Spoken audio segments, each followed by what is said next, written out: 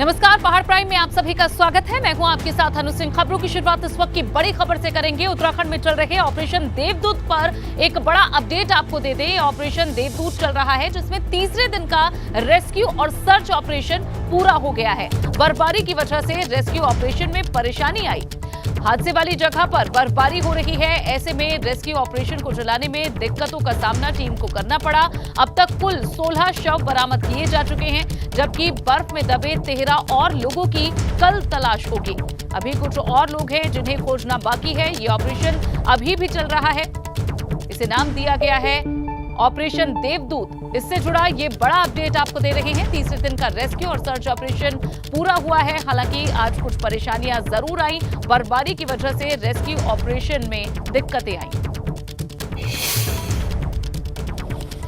Rescue operation को खराब मौसम के कारण एक बार फिर से रोक दिया गया है और आज रेस्क्यू ऑपरेशन का तीसरा दिन था, लेकिन खराब मौसम के चलते पूर्ण रूप से बाधा मौसम रेस्क्यू अभियान में बन रहा है। मैं इस वक्त मौजूद हूं मातली के इस हेलीपैड पर, जहां आप देख सकते हैं कि वायुसेना के इस विशेष चॉपर को अभी यहीं पर खड़ा किया गया है और अगर कोई इमरजेंसी आती है तो इसी विशेष चॉपर की मदद ली जाएगी। कल बारिश का अलर्ट है और ऐसे में आज भी वैली पैक हो चुकी है और जो रेस्क्यू अभियान है वो पूर्ण रूप से अब तक बाधित हो चुका है। और आपको ये भी बता दें कि कल भारी बारिश यानी रेड अलर्ट उत्तराखंड मौसम विभाग की ओर से जारी किया गया है। तो आने वाले दिनों में और भी दिक्कतें रेस्क्यू अभियान को लेकर हो सकती है और आने वाले ये जानकारी मिल रही है कि एक सप्ताह भी इस रेस्क्यू ऑपरेशन में लग सकता है, क्योंकि अभी आज भी बारिश की वजह से रेस्क्यू अभियान को गति नहीं मिल पाई और कल भी मौसम विभाग की ओर से रेड अलर्ट जारी कर दिया गया है। लिहाजा अब तक करीब 9 बॉडी रिकवर कर ली गई है और 22 से ज़्यादा लोग अभी भी लापता बने हुए हैं। अपने सहयोगी कैमरा पर्सन क्रिस्टोफर लॉरेंस के साथ विनोद कुमार, एबीपी गंगा, हेलीपैड। तो उत्तराखंड में द्रौपदी डांड 2 की पहाड़ी पर फंसे 22 पर्वतारोहियों को बचाने की मुहिम लगातार चल रही है और इस बर्फीले पहाड़ पर ऑपरेशन देवदूत चल रहा है। मगर दिन बीतने के साथ ही उन लोगों की चिंता बढ़ गई है जो एवलांच आने पर बर्फ में जम गए थे।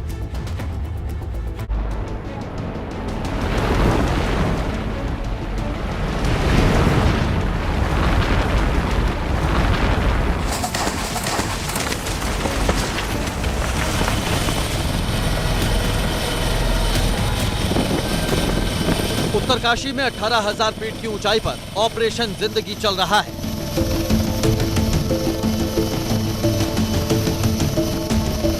बर्फ में दबे लोगों की तलाश के लिए एक स्पेशल टीम को कमान सौंपी गई है। इस टीम में 14 लोग शामिल हैं, जिन्हें बर्फीले पहाड़ों में मिशन पूरा करने की विशेष ट्रेनिंग दी जाती है।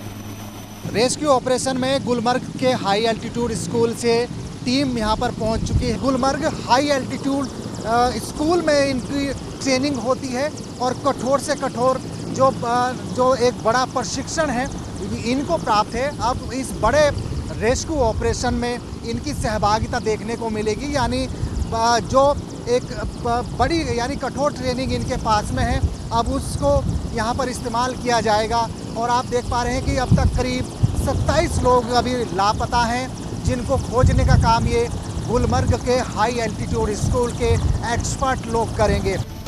इस टीम को गुलमर्ग और लेह जैसे बर्फीले माहौल में मिशन पूरा करने की आदत है। टीम के हर मेंबर को अपनी जिम्मेदारी का पूरा एहसास होता है।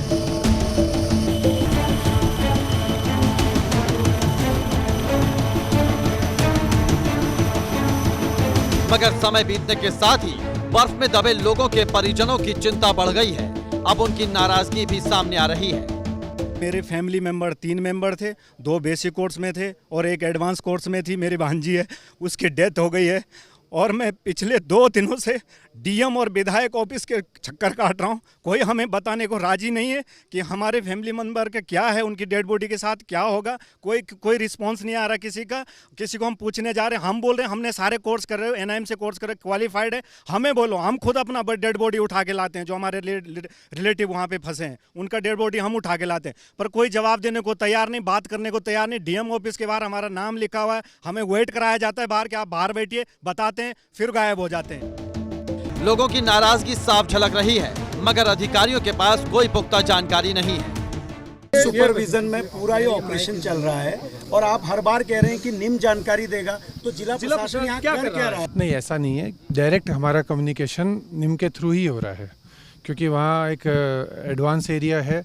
डायरेक्ट एक्सेसिबिलिटी हमारी नहीं है। आर्मी और एयरफोर्स और जो रेस्क्यू फोर्सेज हैं उनकी एक्सेसिबिलिटी है और इन्फॉर्मेशन उन्हीं के माध्यम से हमारे पास आ रही है।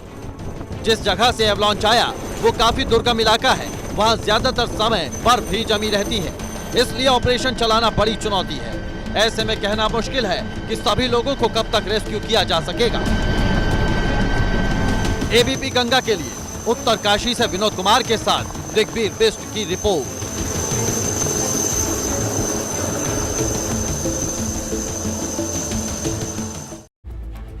तो ऑपरेशन देवदूत को आगे बढ़ाने में काफी दिक्कतों का सामना करना पड़ रहा है टीम को, और इसी बीच उत्तराखंड में मौसम का रेड अलर्ट जारी हो गया है। ये बड़ी खबर आपको दे रहे हैं। पहाड़ पर कल से 2 दिन तक भारी बारिश का अलर्ट है। कल कुमाऊं मंडल में भारी बारिश की आशंका जताई है मौसम विभाग ने।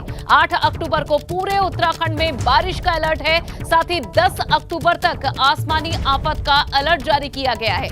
ये बड़ी खबर, उत्तराखंड में मौसम का रेड अलर्ट जारी हुआ है।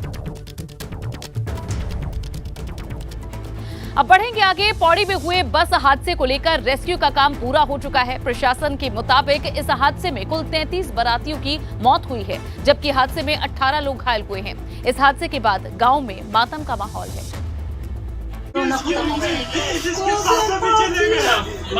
ये दर्द है उन लोगों का जिन्होंने पौड़ी में हुए बस हादसे के दौरान अपनों को खोया है। लोग रो रहे हैं, गांव में मातम का माहौल है। ये उस पल को कोस रहे हैं जब इनके अपने मौत के उस सफर पर निकले थे। पौड़ी में हादसे का शिकार हुई बारातियों की बस हरिद्वार के इसी गांव से रवाना हुई थी। बस हादसे में 33 लोगों की जान चली गई। इनमें से 16 एक ही गांव के रहने वाले थे। इसको शब्दों में बयान करना बड़ा मुश्किल है। एक परिवार जो अपने वैवाहिक कार्यक्रम जैसे खुशी के कार्यक्रम में शामिल होने जा रहा है और अचानक इतनी बड़ी विपदा आ जाए, और जैसा कि पता लगा है करीब 15-16 लोगों की डेथ इसी गांव से हुई है। मैं समझता हूं कि इससे दुखद और विपदाग्रस्त कोई बात हो नहीं सकती। हादसे में दूल्हे का भाई, बहन, भतीजा और कई नजदीकी रिश्तेदार काल के गाल में समा गए। प्रशासन मृतकों के परिजनों को सांत्वना दे रहा है। माता जी से और उस लड़के से मैंने मुलाकात की जिसके बड़े भाई की भी डेथ इसमें हो गई, और बड़ा गमगीन और दुखद माहौल है और काफी गरीब परिवार है, ये मैंने खुद देखा है। और ये मानकर चलिए कि एज ए जिलाधिकारी मैं आश्वस्त मैंने इनके परिवार को भी किया है कि इनको किसी तरह की कोई दिक्कत नहीं आने देंगे।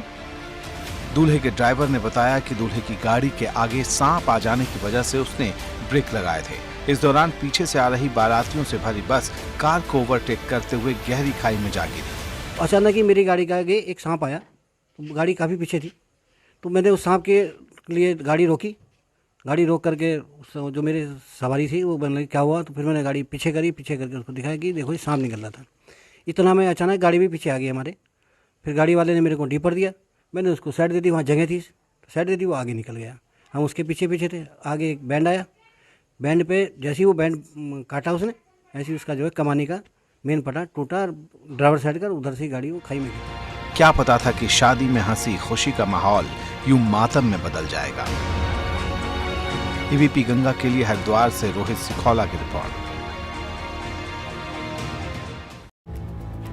वहीं पौड़ी बस हादसे में मारे गए इन लोगों का अंतिम संस्कार किया गया। हरिद्वार के चंडी घाट शमशान घाट पर अंतिम संस्कार किया जा रहा है। एक ही गांव के 16 लोगों की अर्थी उठी है, इसीलिए माहौल बेहद गमगीन है।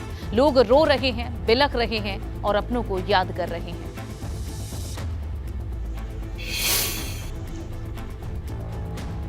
से और दूसरे चाचा जी का नाम श्री सोहन लाल, तीसरे का बिरजू लाल, उसमें एक भाई अमन और एक भाई श्री सुमन। उनकी डेड बॉडी आई थी। बोलने की भी हिम्मत नहीं हो रही मेरी। अपनी आंखों के सामने मैंने कोटदार में सब डेड बॉडियाँ देखी और वहाँ पे हॉस्पिटल में भी मुझे कोई वो नहीं मिला। बहुत परेशान रहे हम। सारा परिवार है भाई। जेठ है, मेरा जेठ का लड़का है, दूसरा जेठ है उसका लड़का है, देवर है, देवर का लड़का है। सारा गांव हमारा गांव के रहते हैं, सारा गांव है हमारा। कितना सहन करेंगे। एक होता तो हम सहन भी कर लेते, इतना इतना सहन कौन कर पाएगा भाई। सारा परिवार है भाई, जेठ है, मेरा जेठ का लड़का है, दूसरा जेठ है उसका लड़का है, देवर है, देवर का लड़का है, सारा गांव हमारे। बढ़ेंगे आगे। सीएम पुष्कर सिंह धामी नैनीताल के दौरे पर पहुंचे और इस दौरान सीएम धामी ने पार्टी कार्यकर्ताओं को संबोधित किया। इस दौरान सीएम धामी ने कहा कि नैनीताल के आसपास पर्यटन को बढ़ावा देने पर काम किया जा रहा है। इसके लिए सरकार एप्पल मिशन पर काम कर रही है।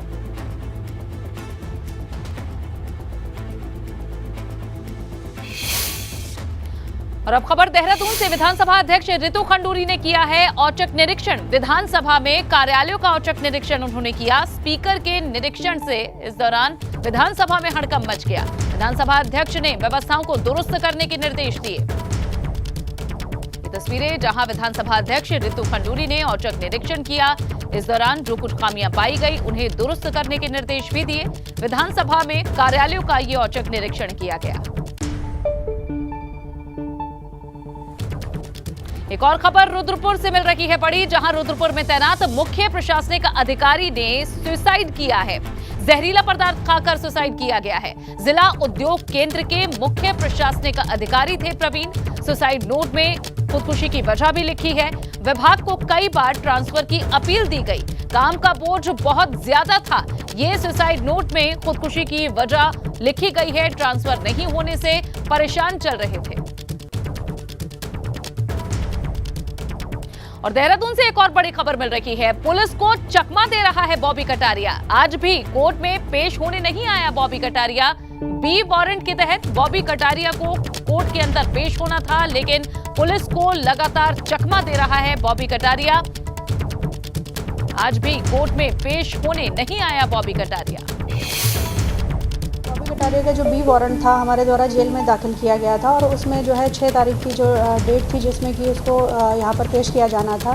तो अभी सूचना ये मिल रही है कि शायद कोर्ट में इसके द्वारा अप्लाई किया गया और इस अंडरटेकिंग के साथ कि वह स्वयं ही कोर्ट में उपस्थित होगा, उसको रिलीज़ कर दिया गया है। तो यहाँ पर कोर्ट के सामने उपस्थित होने के लिए उसको निर्देशित किया गया है संबंधित कोर्ट। बड़ी खबर देहरादून से मिल रही है। कांग्रेस विधायक प्रीतम सिंह ने आरोप लगाया है। उनका आरोप है कि विधानसभा भर्ती मामले में सही जानकारी नहीं मिली है। आरटीआई के तहत मांगी गई सूचना की सही जानकारी नहीं मिली। विधानसभा सचिवालय से सूचना के अधिकार में सूचना मांगी थी, लेकिन विधानसभा सचिवालय ने मुझे जो मैंने सूचना मांगी थी उसके विपरीत इतर अलग सूचनाएं दी हैं। अब मैं अपीलीय अधिकारी के पास जा रहा हूं कि जो सूचना मैंने मांगी है उसे उपलब्ध करा दिया जाए। हालत ये है कि विधानसभा सचिवालय जो है अब सूचना भी उपलब्ध नहीं करा रहा है।